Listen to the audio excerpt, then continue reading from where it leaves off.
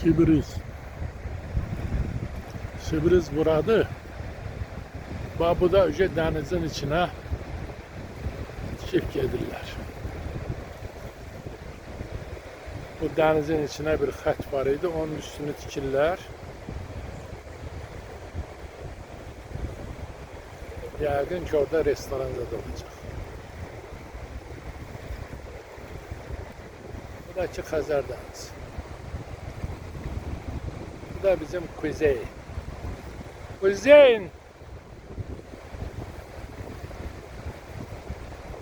Elini yaş eleme. Bu da bizim denizimiz.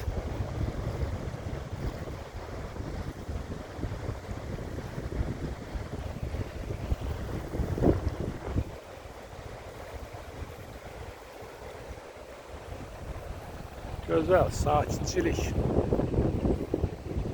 Heç kəs yoxdur. Tam sakinçilikdir, bir de bizim çay stolumuzdur. Vəssalam.